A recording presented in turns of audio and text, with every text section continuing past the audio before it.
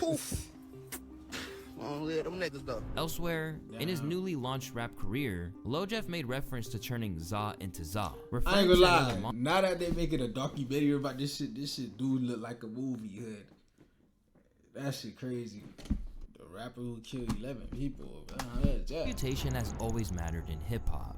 If you say something, there's a sense that you need to be able to say it verifiably. But it seems like this is only unique to rappers. After all, it's not like anyone asked Freddie Mercury of Queen, Tom Jones, or Johnny Cash if they really killed people when they claimed they caught bodies on songs. Yet, in the warped world of drill music, the more dirt you do, the more lucrative your rap career becomes. Them boys used to claim bodies on songs. Hold up. They claim they caught bodies. Johnny Cash? That name sound familiar. The boys was claiming bodies on songs back then. I even know songs. Yet in the warped world of drill music, the more dirt you do, the more lucrative your rap career becomes. However, there's two sides to becoming infamous. Because while it may bring you success in the short term, the notoriety of being a famous shooter makes you an even bigger target in the streets, and might mean that you aren't around to savor the work you put in to make your life better. And for this Chi-Town gangster, he was too far gone to ever be redeemed. It's your boy Lil and this is the horrifying story of Bloodhound Lil Jeff, the drill rapper who took out 11 people before passing on in just as violent a fashion himself.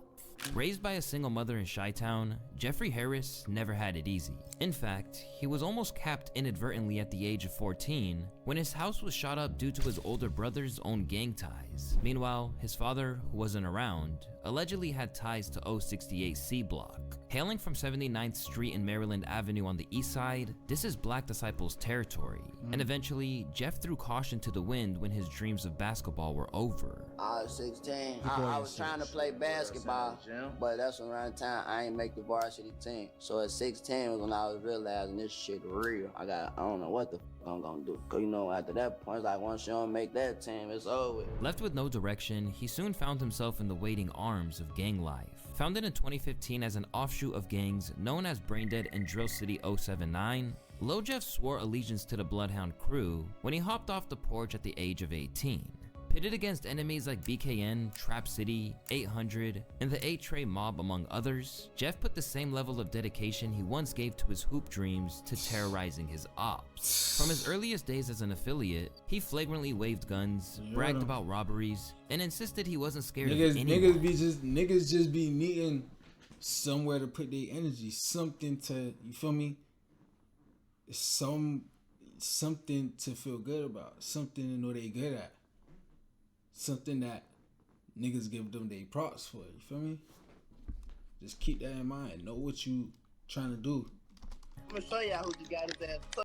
No, damn, I forgot the word I'm looking for, bruh. I'm trying to say a word, bruh. It's a word for this shit, bruh. Bruh. I don't know. Just know what you working for, bruh. Because every man, you feel me? Every nigga need something they working towards, bro. Because if you don't got nothing, you not waking up, I'm about to do this today. You feel me? He woke up and that's what he wanted to do today. That's what he wanted to do every day. You feel me? Every nigga just need something they want to do. Just know what you focusing on, bro. I don't know, bro. Niggas just need something to focus on, bro. And don't let it be hoes. Don't think with your dick, bro. I'm mad. Focus on that bread. I'm gonna show y'all. Look, birthday hat on. It's him right here. Ooh, that's 1500. He ain't had none of this shit. What a burst was that? Man, look, we exposing this nigga, cuz his ass is fucking. Show that bitch. We got an AP already, Scoom. I'm having a way in Chicago, Illinois. Now we got another road. Hey man, get them people they shit back. Psych. Them they should never been trying to kick it down Atlanta Green. Damn. That's it, $10 that cost him his whole hustle career. Everything he worked hard for, the cost lost all. However, in a world where some individuals do this without having any genuine commitment to the cause, this certainly wasn't the case with Lil Jeff. In fact, he didn't even seem to care if he got imprisoned, considering he literally attempted a drill on IG Live. Tell that bitch tweet.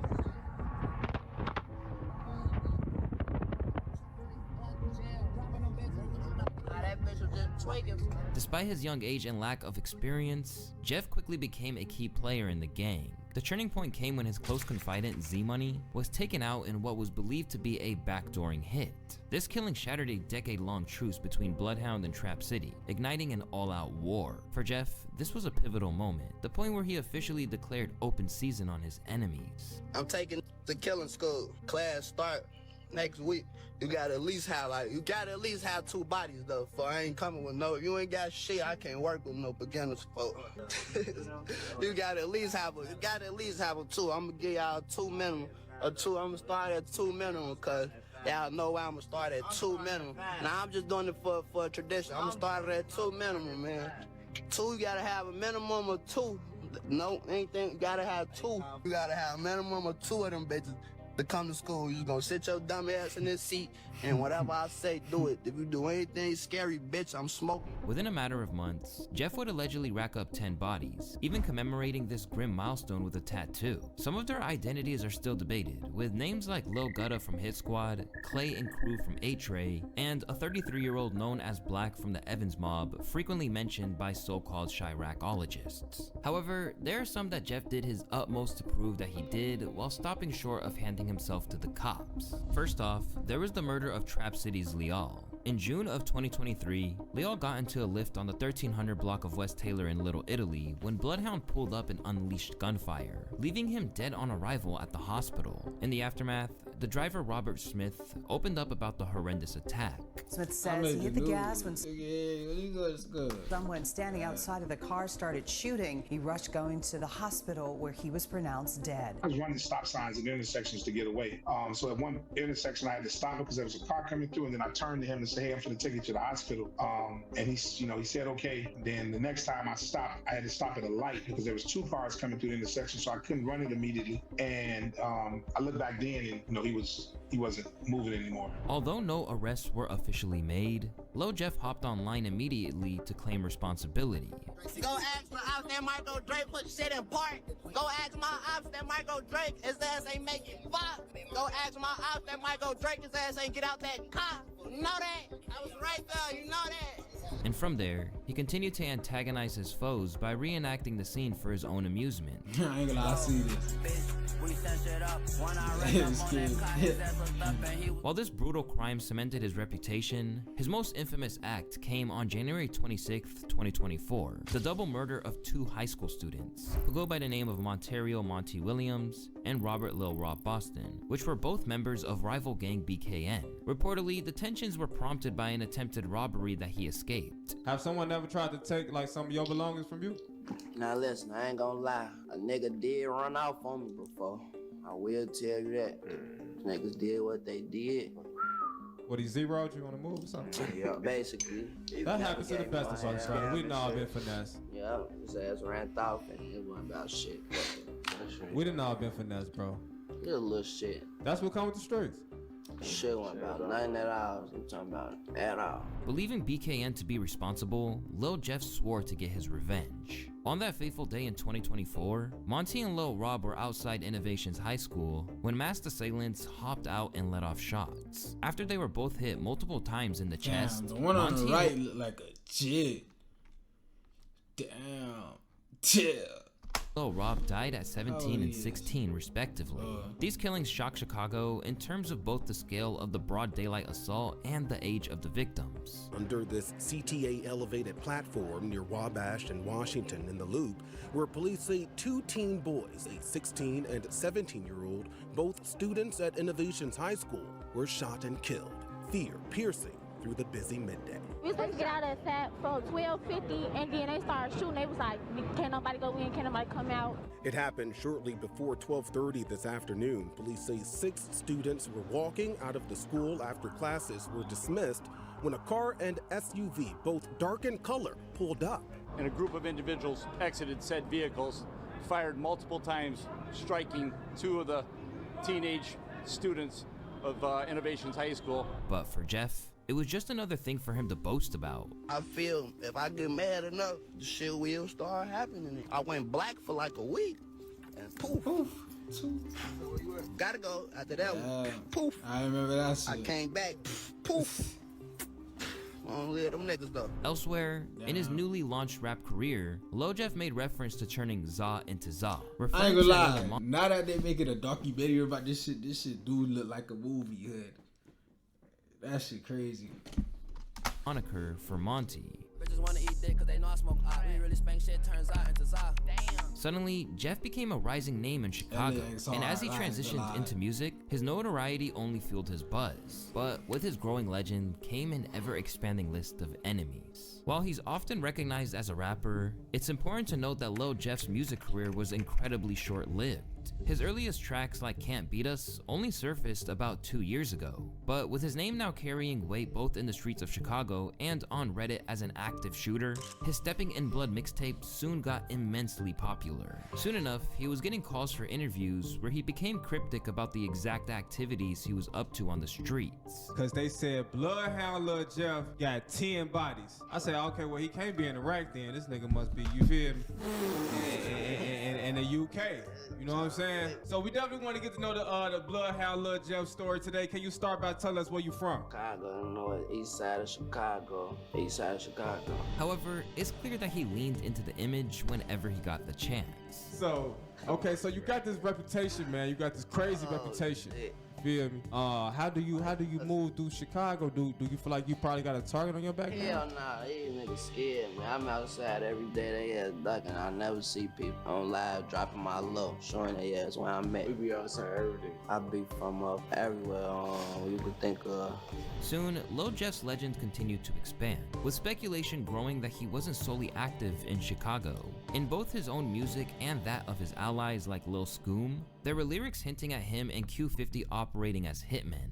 It's wild. And then the even more crazy thing about Jeff and Q50 is that, you know, allegedly they were doing hits for money in another city. So there's a whole bunch of lyrics that they've got talking about, I'm in Milwaukee taking hits for hits for paper, doing hits for change. And only since my documentaries came out, there's been a new theory on Reddit that there's basically was a triple homicide in Milwaukee that people are saying, yo, this is the one where Jeff and Q50, they were paid to kill one guy and they ended up killing 3 guys. And then there's a bunch of lyrics where Jeff and Q50 have these little bars where they're talking about my first hit was a 2 for 1. I'm in Milwaukee doing hits for the change. My first hit wasn't a regular hit. It's actually crazy. These guys are taking it to a whole nother level, and you can tell that they idolize Von. As wild as it sounds, this theory was backed by Jeff appearing in Milwaukee rappers' music videos, along with artists like K-Rax paying tribute to him on Instagram.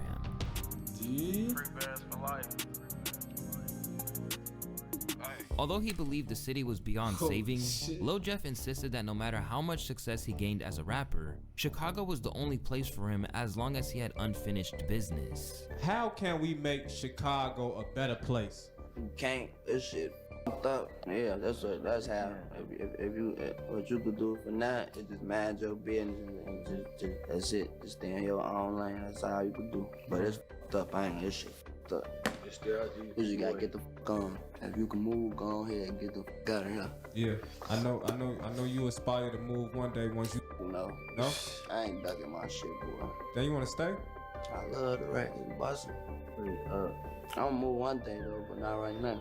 Yeah. I got shit going on. But no matter how ruthless he seemed, Jeff wasn't as cold-hearted as he made himself out to be. Beneath the tough exterior, it was clear that he was self-medicating to cope with the trauma of his lifestyle. At one point, he was even seen snorting a perk mid-interview. Now I see you over there, you getting something together. This ain't about shit, no attention. We ain't never seen that on DJ UTV before. Man, there's a lot of shit you ain't never seen.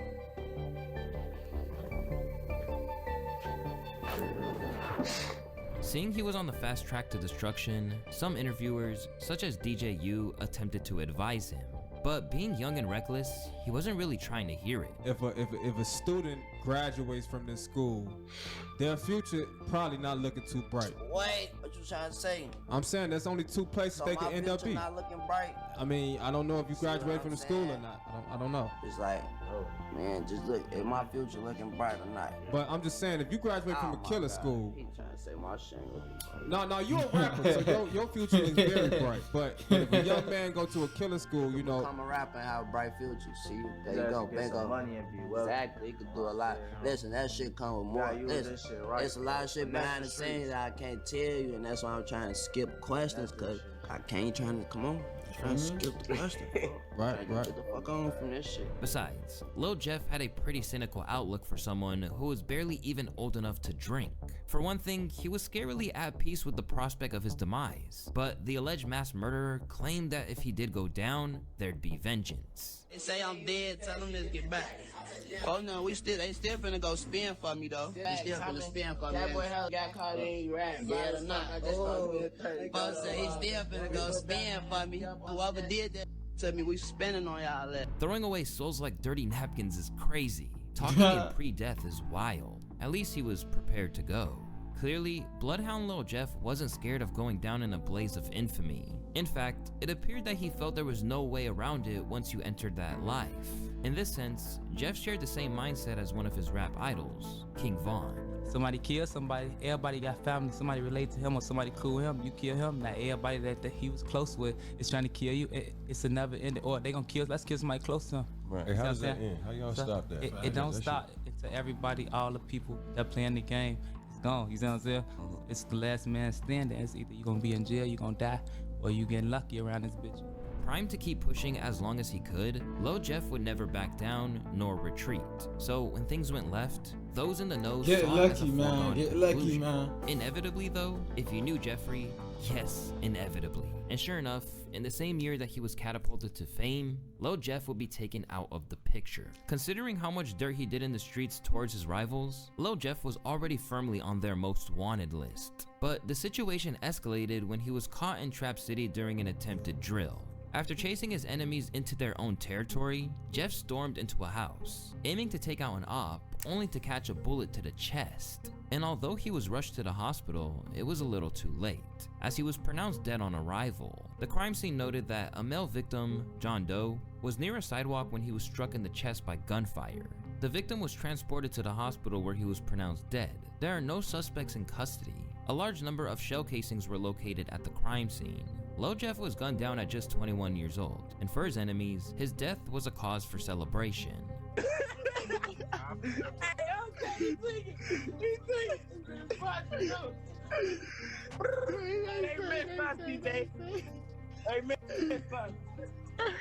They say they chopped that brain.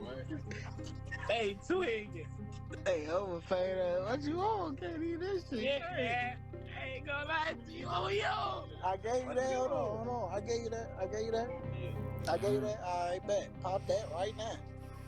But to so many others like FBG Young, it was a case of a young man striving to be something to the extent that it killed him. I feel like they die out faster because they just jumping into something they don't know the steps of it. They just like, okay, jumping in and go off to diss songs and still gotta catch the bus or still gotta ride and catch the Uber and yeah, stuff like that. So they don't really know, like, a lot of things can affect you with going that route, especially when you ain't got everything taken care of already. You still a kid. When you first starting off anyway, you still living with your mama. You probably ain't got no money. You gotta take these buses, you fucking with these hoes that fucking with these other people, so it's all stuff could play out, but they not knowing this at the time though. According to Chirac experts, the death of Lil Jeff was linked to the attempted setup of a man named Trap City Rob.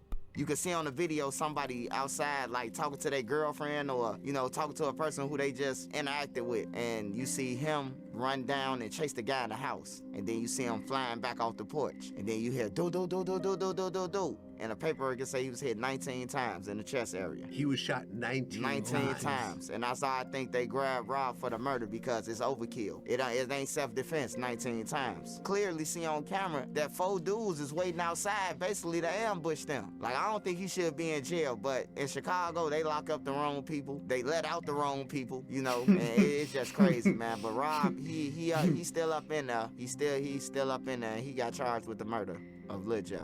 Rob was recently picked up for the murder after a witness allegedly placed him at the scene. In a bizarre twist, cops had to use 2 sets of cuffs on Rob's due to his sheer size. But with a lack of solid evidence, he was ultimately released. Rather than boasting about it, he seems more focused on moving forward. Go ahead, yes. He told me I don't want to talk. You don't want to talk? Yeah. I trot Rob, what you on, gang? What you on, gang? You know, shit, we coolin'. Yeah. We right here talking. As for Lil Jeff's fans, they simply saw it as a case of squandering the potential he had. He jumped off the porch at 18, which means he had nothing to do after high school but hang with the wrong crowd, and went hard in the streets to catch up or prove himself. Having a name as an alleged killer and definitely a robber while moving around like that is like having a death wish. But while most normal people saw him as someone who simply squandered his potential and fell victim to the streets, so-called Chirocologists praised him as a legend. Is the legions of kids on Reddit who are really like worshiping Lil Jeff for the amount of murders that he was apparently able to. What is it called? Jeffology?